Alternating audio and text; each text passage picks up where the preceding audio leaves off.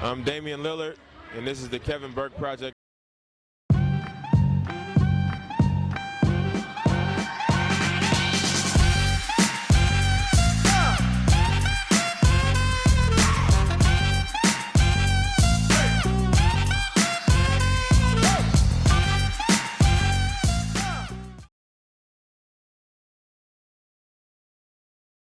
Episode 58, the Kevin Burke Project. You know, I usually don't, dedicate an entire episode to one topic. I like to bounce around a lot. But in this situation, I think it warrants it.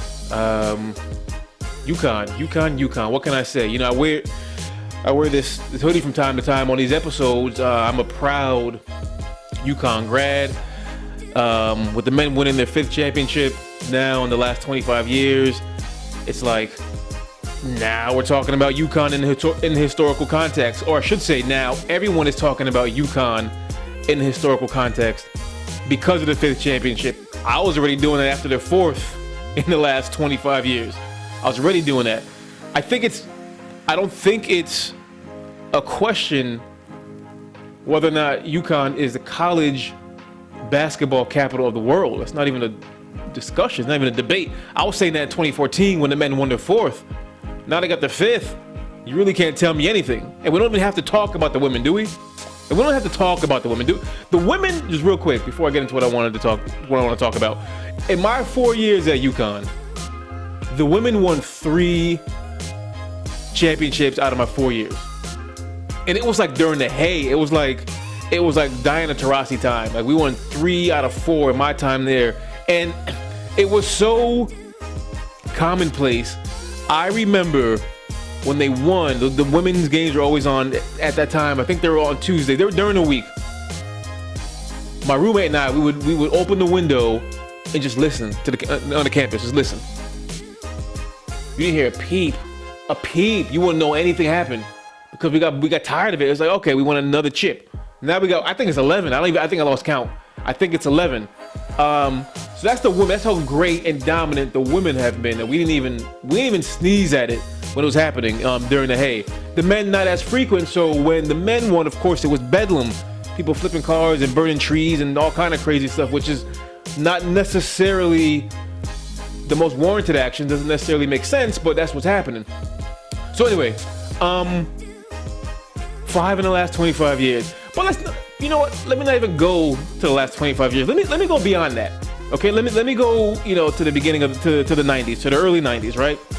I'm gonna start with 1990. I just got a list of the men's national champions here with me. And the first portion of the 90s, of course, UConn was not winning anything. The program was still kind of being built up. Jim Calhoun was still getting his program in order. So 1990 you got UNLV, 1991 and 1992 you got Duke back-to-back, 93 you got North Carolina, 94 you got Arkansas, 95 UCLA, 96 Kentucky, 97 Arizona, and 98 Kentucky again. So I repeated Duke and I repeated Kentucky from 90 to 98. So yeah, Duke and Kentucky were doing their thing then. I bring up 1990 to 1998 because at that point the landscape of men's college basketball was not what it is now. There weren't that many teams who even had a shot to win a chip. Programs weren't developed. Things were still rounding into form. There were like a handful of teams that had programs funded enough to be in the running for national championship. UConn wasn't one of them yet at that point. They were getting there in the mid-90s when Ray Allen got there. They were getting there, but they hadn't gotten there. They weren't even a thing yet. Not just UConn, but just a lot of schools who have then won since 1999 till now. So my point is, while it's great to say we have 5 in the last 25, but the haters will say, oh, what about, prior to 25 years? And I bring that up because, again, there weren't that many schools who even had a shot. Let me take a sip on this one. Not even that many schools who had a shot to win a chip. Fast forward to 1999, we got UConn. 2004, we got UConn again. 2011, UConn again. 2014, UConn. And 2023, UConn.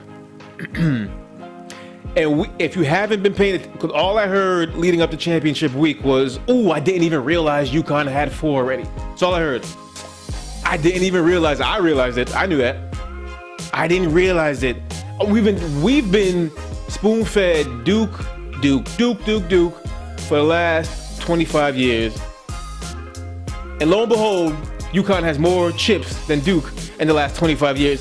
Now, I'm not ignoring, again, 1991 and 1992 Duke, but this is a what have you done for me lately kind of world. And if we comparing it to Duke, I'm not just picking on Duke, but any other school, you haven't done much. You haven't done as much as UConn has. Listen to me. I just remember, I think, I'm all over the place here. Since UConn won in 2014, which by the way, they were an 8 seed, either 7 or 8 seed, I forget which one it was. They won that championship, and then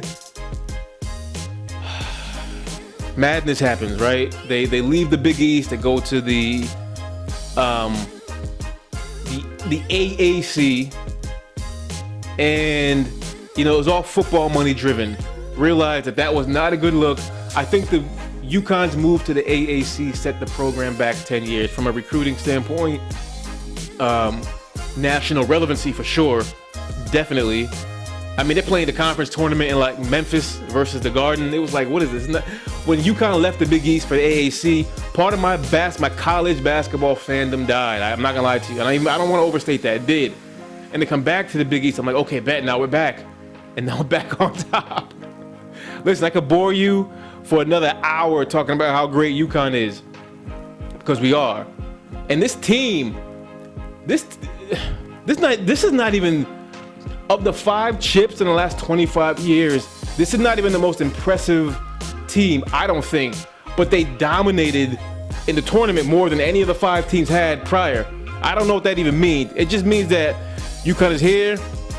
We're not going anywhere, and I'm just happy that the program is back. This is the unquestioned college basketball capital of the world for both men and women, and make no mistake about that.